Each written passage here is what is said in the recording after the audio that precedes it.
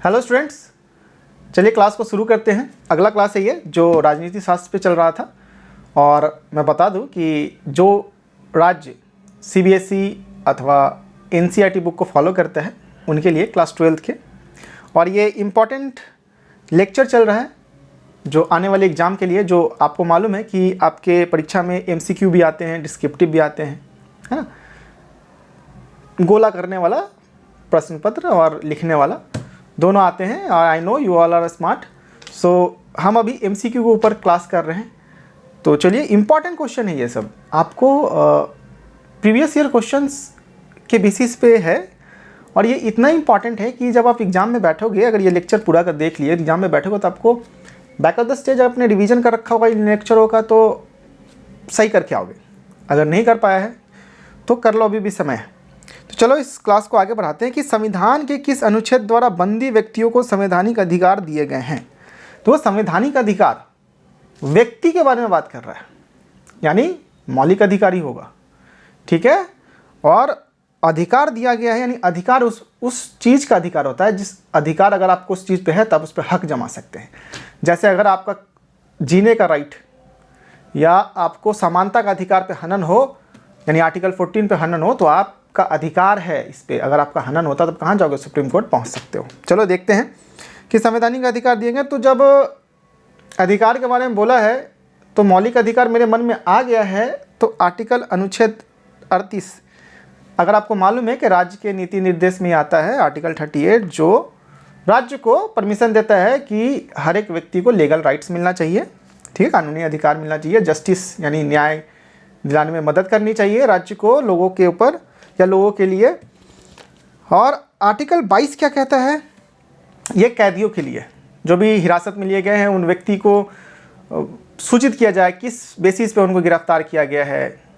और भी अन्य अन्य प्रावधान है, बट आप अभी संक्षिप्त में इतना समझिए कि अनुच्छेद 22 ये कहता है कि जो भी हिरासत व्यक्ति है उनके राइट्स के बारे में बताता है, उनके अधिकार के बारे में बताता है। अनुच्छेद 23 ये जो भी व्यक्ति बंदी व्यक्ति हैं, बंधुआ मजदूरा है, इनके जो बंधुआ मजदूरा उनको राइट देता है कि उनको कोई भी बांध के मजदूरा नहीं करा सकता, ठीक है। और आर्टिकल 33 क्या कहता है? यानी अनुच्छेद 33 कहता है कि जो भी व्यक्ति सर्विसेज में है, जैसे फौजी भाई हमारे हैं, अगर वो कहें कि हमें मौलिक अधिकार है कि अगर हमारा अधिकार या हमारा मौलिक अधिकार पे हनन हो रहा है, जैसे right to life, right to sleep, अगर आप बोलोगे सोने का अधिकार है, अगर फौजी भाई अगर ये कह दे कि नहीं हमें जगा के रखा जाता है, हमें बहुत टॉर्चर किया जाता है, या हमें ट्रेनिंग तो दी जाती है वो बहुत सख्त होती है, इसको कम किया जाए, तो आम नागरिक के ऊपर कोई जैसे बंधुआ मजदूरा की तरह काम कराए या सख्ती कराए तो वो मौलिक अधिकार के लिए सुप्रीम कोर्ट में जा सकता है। बट हमारे फौजी भाई के पास ये अधिकार नहीं है, थोड़ा जो मौलिक अधिकार है उसको रोका गया है, ठीक है। समझने के लिए आप समझ रहे होंगे। तो ये अनुच्छेद 33 कहता है कि जितने भी सेंट्रल सर्विसेज में उनका मौलिक अधिकार थोड़ा मतलब दबा हुआ है। संपूर्ण मौलिक अधिकार का लाभ एक आम भारतीय नागरिक ही उठा सकता है, ठीक है। तो इसलिए 25 का ए। 26 का देखो, भारत में किस तरह कार्यपालिका है। देखो कार्यपालिका के बारे में पूछ रहे हैं, कार्यपालिका किस तरह का कार्यपालिका है, कार्य किस प्रकार की होती है। तो आप जब भारत के कार्यपालिका में जब नज़र डालोगे तो आपका पहला नज़र किस पे पड़ेगा? राष्ट्रपति पे, प्रेसिडेंट पे। और प्रेसिडेंट को आपको मालूम होना चाहिए कि लास्ट क्लास में मैंने बताया होगा कि, या क्लास में ही बताया होगा कि प्रेसिडेंट नाम मात्र की कार्यपालिका करते हैं, या वो नॉमिनल एग्जीक्यूटिव है, ठीक है। और वास्तविक कार्यपालिका जो रियल में करते हैं, जैसे कोई भी डिसीजन लेना हुआ, कोई भी लॉ बनाना हुआ, या कहीं भी किसी भी प्रकार का बिल पे पास करवाने का बात हुआ, लाने का बात हुआ, तो जो वास्तविक कार्यपालिका होता है वो होता है, ठीक है। जैसे प्रधानमंत्री, कैबिनेट विद पीएम, ठीक है। और भारत में देखो तो दोनों तरह का है, तो इसलिए ये दोनों तरह की कार्यपालिका है, ठीक है।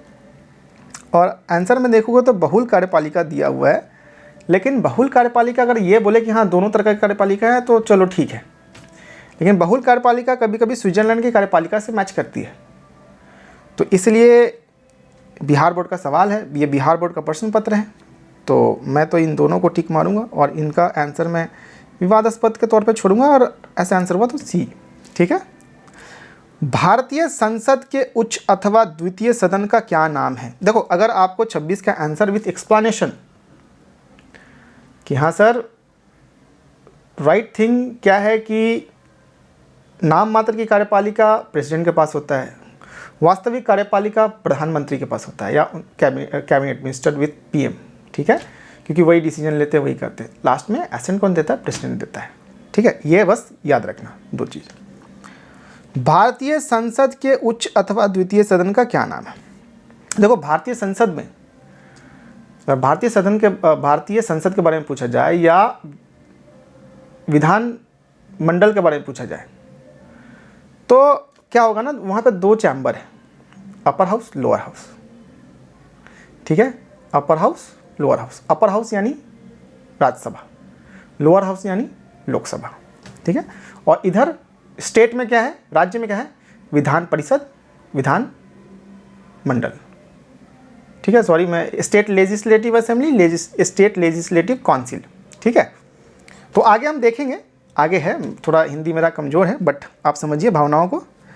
तो आगे देखते हैं, भारतीय संसद के उच्च अथवा द्वितीय सदन का क्या नाम है? तो भाई उच्च सदन के बारे में पूछा है, अपर हाउस यानी राज्यसभा। लोकसभा में बिहार के सांसदों की कितनी संख्या है? देखो, लोकसभा यानी जो संसद में जो निचले हाउस में ना, लोअर हाउस में जो चयन होके जिसको हम वोट देते, कहते हैं ना हमारे सांसद जी का नाम ये है, हमारा सांसद है ये, हमारा चाचा विधायक है, तो विधायक बैठेगा कहाँ? वो बैठेगा स्टेट के लेजिस्लेटिव असेंबली में। ठीक है, और अगर हमारा चाचा सांसद है तो वो कहाँ बैठेगा? पार्लियामेंट हाउस में यानी लोकसभा में। तो सोचो, अगर तुम बिहार के हो तो बिहार में कितने सांसद चुने जाते हैं, ये सवाल पूछा जा रहा है। तो देखो भाई, 40 नंबर ऑफ पर्सन 40 है। संविधान के किस अनुच्छेद के अनुसार राष्ट्रपति को 2 एंग्लो भारतीय को लोकसभा में मनोनीत कर सकता है? देखो, लोकसभा में मनोनीत करने का अधिकार किसको है? प्रेसिडेंट को है।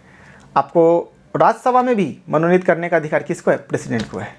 तो किसी भी सदन में अगर किसी को मनोनीत करना है तो अधिकार प्रेसिडेंट के पास रहता है। ठीक है, अब उसमें अगर लोकसभा के बारे में बात किया जा रहा है तो लोकसभा में 2 एंग्लो इंडियन को मनोनीत किया जाता है, क्योंकि वो भी प्रावधान खत्म हो चुका है 2000 ईस्वी के बाद से। ठीक है, तो 2020 में 104वां संविधान संशोधन, 104th संविधान संशोधन द्वारा 2020 में इसको ख़त्म कर दिया गया है।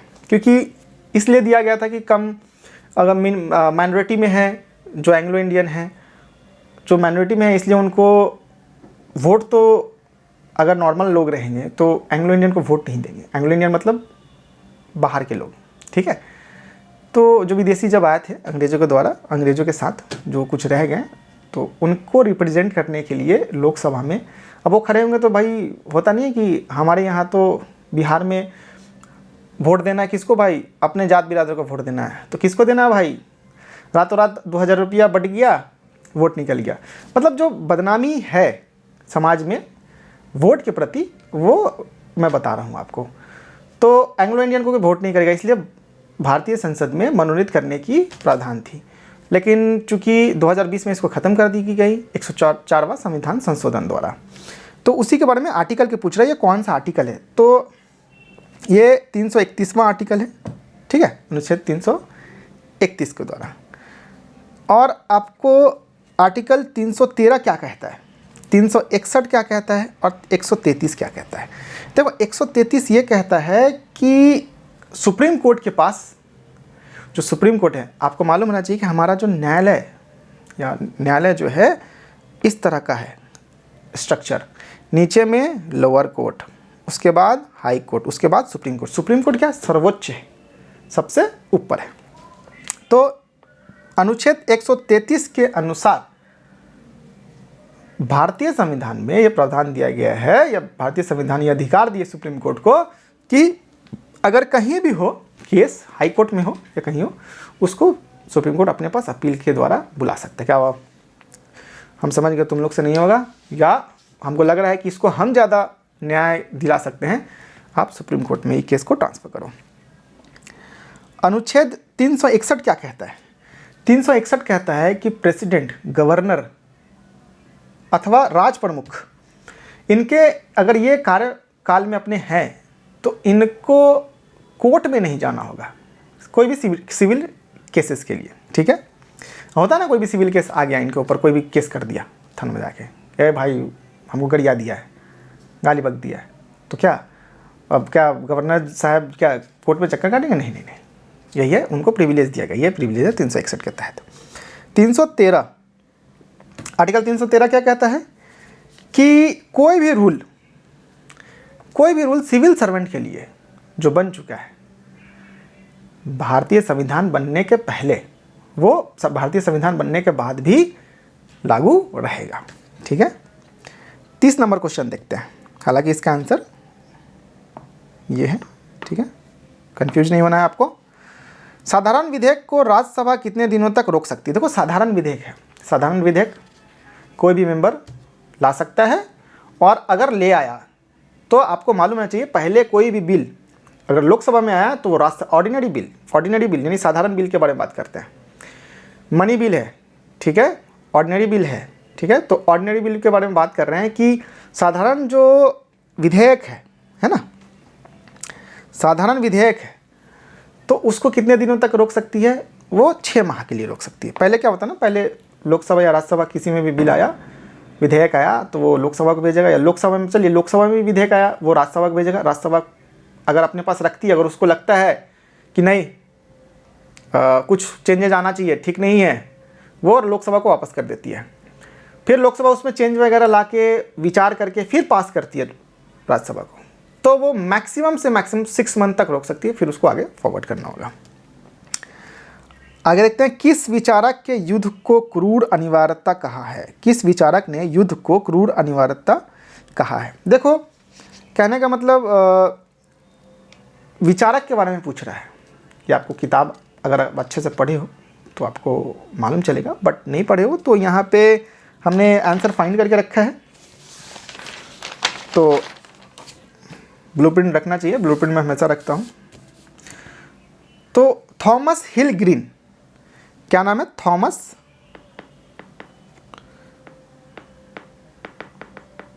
हिल ग्रीन, ठीक है, ये जो हीगल है इसके बदले में थॉमस हिल ग्रीन। चलो आगे, इसमें निकोलो मैकियावेली, ये जो हैं बेनिटो मुसोलिनी, ये सब हमारे इतिहास में जो 18th सेंचुरी 19th सेंचुरी के बीच में 17th सेंचुरी बेसिकली के बाद बहुत सारे विचारधारा उत्पन्न होती है और बहुत सारे इंटेलेक्चुअल्स पैदा लेते हैं। तो उनके आने के बाद लोगों का विचारधारा बदलना शुरू हुआ, क्रांतियाँ आई, तो कुछ लोग वार को प्रेफर किए, कुछ लोग किसको प्रेफर किए? शांति को, कुछ हिंसा कुछ अहिंसा।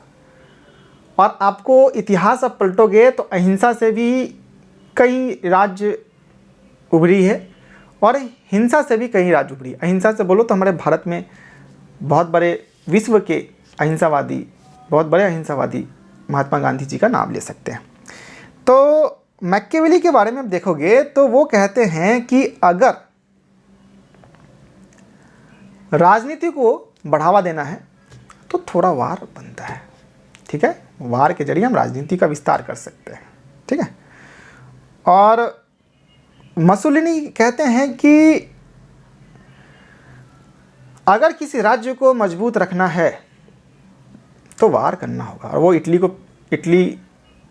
को पावरफुल बनाने के लिए वार को हमेशा सपोर्ट करते हैं। वर्ल्ड वॉर 1 वर्ल्ड वॉर 2 इन्होंने दोनों को सपोर्ट किया है, ठीक है।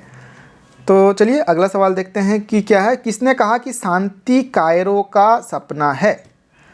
तो चलिए अपने अभी इससे पहले का विश्लेषण से आपको अंदाज़ा लग गया होगा कि किसके बारे में बात करें, मुसोलिनी के बारे में। कहीं ऑप्शन में माओ भी लिखा हुआ है, कहीं कुछ, तो रिवॉल्यूशन जो कम्युनिस्ट, सोशलिस्ट, मार्क्सिस्ट विचारधारा के वो रिवॉल्यूशन को भी प्रेफर किए थे, बट चूँकि इसमें सबसे सटीक हमें मुसोलिनी लगा है इसलिए मैंने मुसोलिनी को आंसर टिक किया है। अगर आपको लगता है कि आपके आंसर, मेरे जो विश्लेषण किए हुए क्वेश्चंस का अगर आपको लगता है कि आंसर आपके पास जो डिफरेंट आंसर है, तो आप प्लीज़ कमेंट करें और साथ में विश्लेषण कर दें, ठीक है। 33 नंबर देखते हैं, अंतर्राष्ट्रीय शांति तथा सुरक्षा बनाए रखने हेतु 1920 में किस संगठन की स्थापना हुई। देखो 1920 में किस संगठन की स्थापना हुई, हमारे भारत में तो नहीं हुई थी ना शांति स्थापना के लिए, ये विश्व स्तर पे ही हुई है। तो अगर विश्व स्तर पे हुई है तो भाई कुछ तो ऐसा इंसिडेंट हुआ होगा जो शांति स्थापना करने के लिए एक कमेटी बनाई जा रही है ना, संगठन बनाई जा रही है। तो वर्ल्ड वॉर 1 हुआ था। देखिए वर्ल्ड वॉर कब से कब तक हुआ, ये डेट आपको याद रहना चाहिए। वर्ल्ड वॉर में प्रथम वर्ल्ड वॉर हो, द्वितीय वर्ल्ड वॉर हो, डेट आपको याद रहना चाहिए। प्रथम वर्ल्ड वॉर के, देखो ये आपके डिस्क्रिप्टिव के लिए मैं इंपॉर्टेंट बता रहा हूँ, प्रथम वर्ल्ड वॉर, ठीक है, वर्ल्ड वॉर द्वितीय, इन दोनों के ऊपर जो प्रश्न है, पहला कब से कब तक हुआ, ठीक है, टाइमलाइन, रीजन, क्यों हुआ, प्रथम विश्व युद्ध क्यों हुआ, द्वितीय विश्व युद्ध क्यों हुआ। आप अगर किताब नहीं पढ़ पा रहे हो, एग्जाम के नज़दीक हो, आप गूगल कर लो, गूगल में ऐसे फ़ोन उठा के ऐसे बोलो प्रथम विश्व युद्ध कब हुआ, अपने आप आंसर आ जाएगा। देखोगे मम्मी लोग दादी लोग क्या करती है, यूट्यूब पे जाती है, जरा भक्ति वाला गाना लगा दो, बोलती है ना, वैसे तुम भी बोलो, बता देगा तुरंत, ठीक है। लास्ट में बिहार बोर्ड का सफिक्स दे दो, प्रीफिक्स सफिक्स जो होता है, जो भी दे दो, लास्ट में लगा दो, वर्ड बोल दो, ठीक है। तो चलो विश्व युद्ध हुआ, उसके बाद शांति संगठन बनाने की प्रयास की गई, तो राष्ट्र संघ का निर्माण होता है 1920 में, ठीक है। और द्वितीय विश्व युद्ध के बाद संयुक्त राष्ट्र संघ का निर्माण होता है 1945 में। और आपको डेट याद रहना चाहिए, डेट है 24/10/1945, ठीक है, संयुक्त राष्ट्र संघ का निर्माण होता है। और राष्ट्र संघ का निर्माण कब होता है, 16/1/1920, ठीक है। अंतर्राष्ट्रीय श्रम संगठन ये कब बनता है, 1919 में। लेबर ऑर्गेनाइजेशन, प्रथम विश्व युद्ध के बाद जो मैन्युफैक्चरिंग प्रोडक्शन होना शुरू हुआ था, उसके बाद लेबर की दशा खराब होनी चली, इसलिए अंतर्राष्ट्रीय लेबर संघ बना। इंटरनेशनल कोर्ट कब बना, यानी अंतर्राष्ट्रीय न्यायालय कब बनी, 1945 में, जून 1945, ठीक है। आगे चलते हैं, अंतर्राष्ट्रीय अणु ऊर्जा अभिकरण की स्थापना कब हुई। देखो अंतर्राष्ट्रीय अणु ऊर्जा की अभिकरण की स्थापना 1957 में हुई, और ये इसका मुख्यालय कहाँ है, ऑस्ट्रिया के वियना में, ऑस्ट्रिया के वियना में, ठीक है, याद रखिएगा आप। भारत में प्रथम आम चुनाव कब हुआ, 1952 में, 1951 में। देखिए चलिए चुनाव से आपको एक और चीज़ मैं बताऊं कि संविधान के बारे में।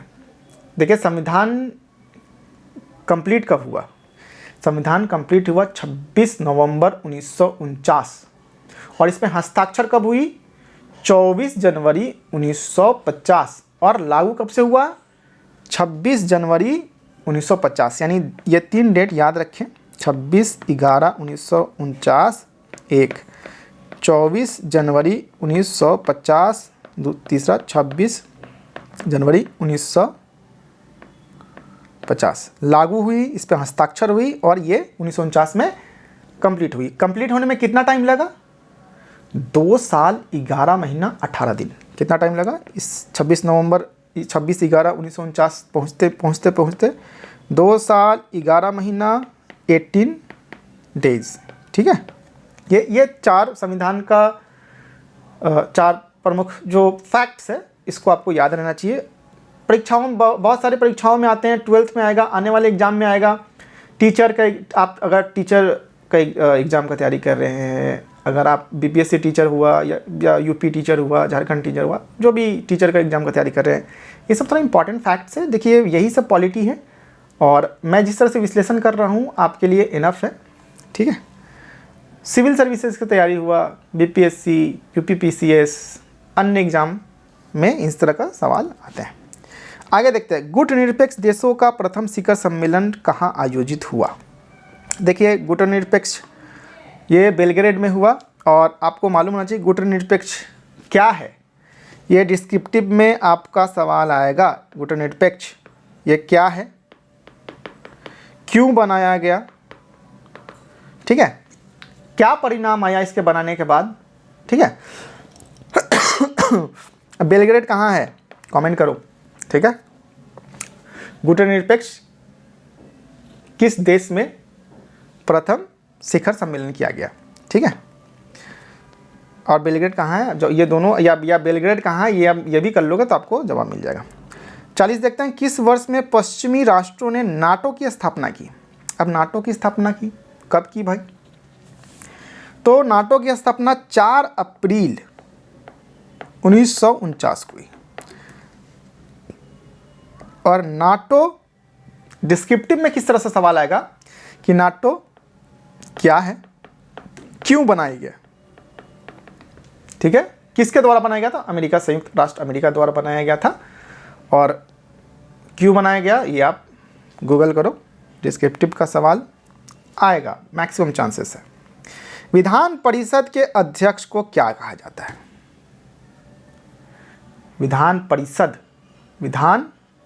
परिषद का ये बहुत इजी सवाल है, आप लोग आंसर करो, ठीक है। राज्य विधान मंडल के विधान परिषद को जाना जाता है, ये भी इजी सवाल, इससे पहले मैंने बताया, इसको भी आप कमेंट करो, ठीक है। बिहार विधान परिषद में सदस्यों की कितनी संख्या होती है। विधान परिषद में कितनी संख्या होती है, ये भी आपको बेसिकली मालूम होना चाहिए। देखिए मैं आपको एक हिंट्स दे देता हूँ, 243 और 75। आप ये बताओ मेरे को कि 243 किस में होता है और 75 किस में होता है, ठीक है। ये आपको मालूम होना चाहिए, नहीं मालूम है तो गूगल करो, साथ साथ इसके और भी आसपास के ऊपर नीचे डाटा हो उसको भी पढ़ो। बिहार विधान परिषद के सदस्य हो क्या, ठीक है, तुम लोग आंसर करोगे इसको। विधानसभा की बैठक में गणपूर्ति के लिए कम से कम कितने सदस्यों की उपस्थिति आवश्यक है। देखो विधानसभा के बारे में पूछ रहा है, कितनी लोकसभा में कितनी लगती है, विधानसभा में कितनी लगती है, ठीक है। तो इसका आंसर ए है। विधानसभा के बारे में, एक साल में विधानसभा के कितने अधिवेशन आवश्यक है।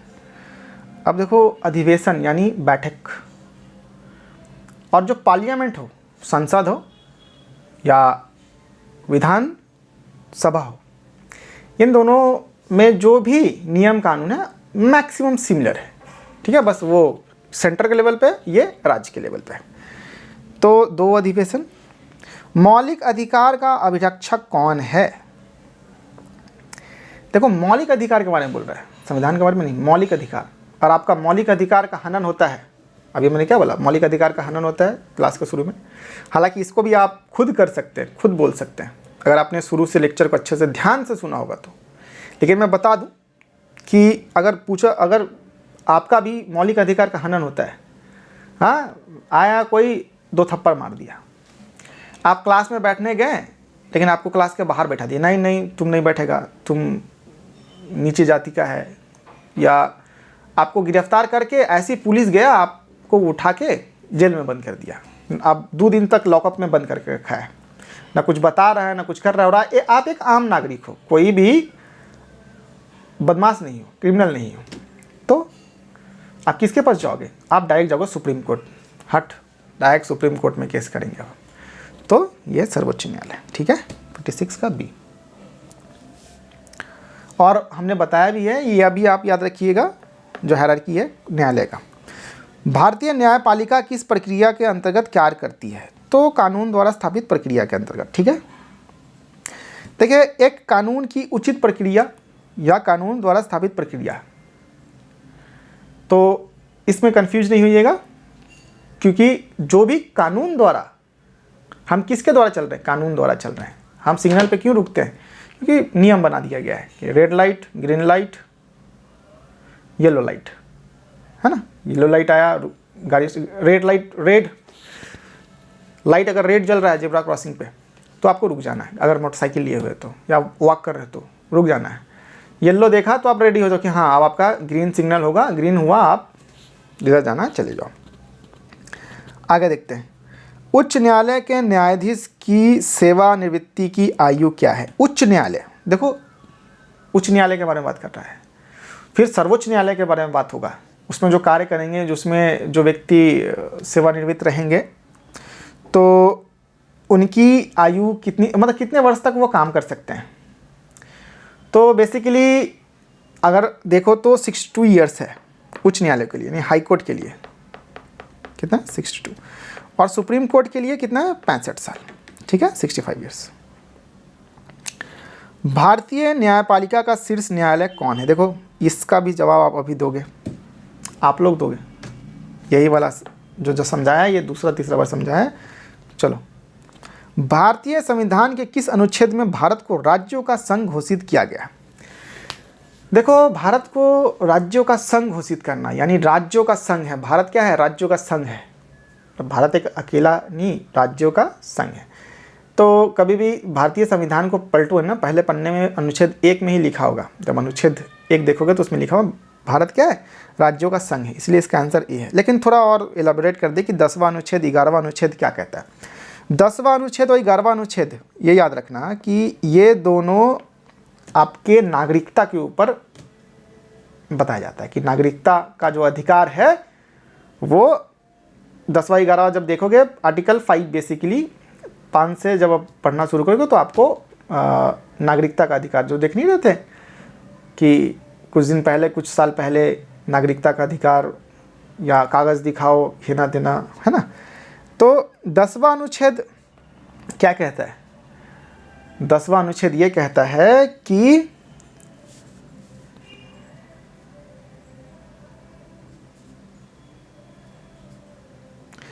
कोई भी पर्सन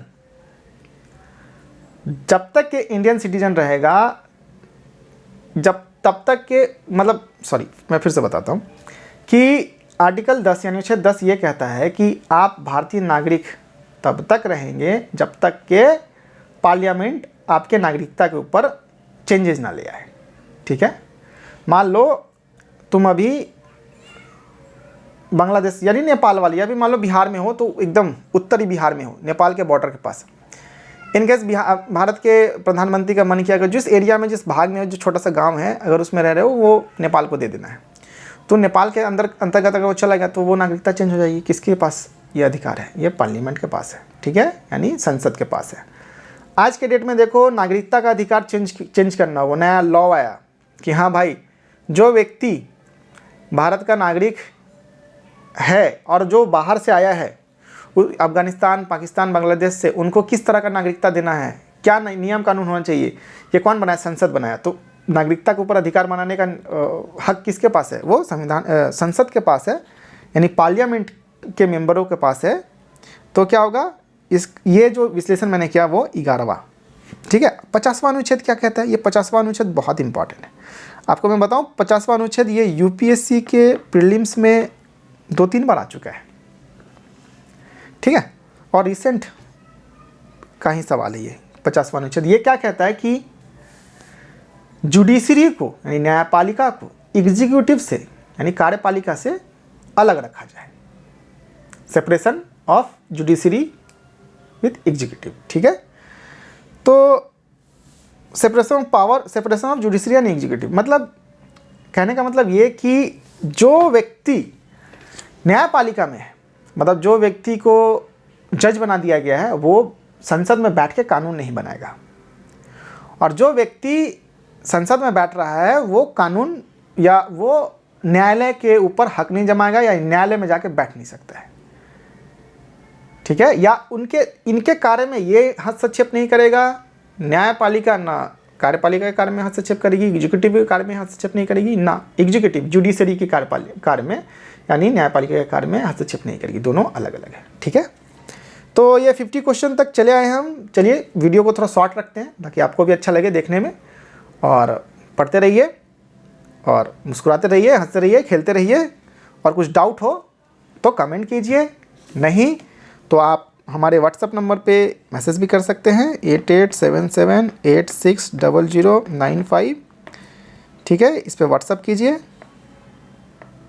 ऐसा ही लोगो रहता है ना शायद, तो इस पे व्हाट्सअप कीजिए कोई भी दिक्कत होने से, या कमेंट कर दीजिए, और कुछ भी रिक्वायरमेंट हो उसको भी कीजिए। चलिए क्लास को ख़त्म करते हैं। Thank you.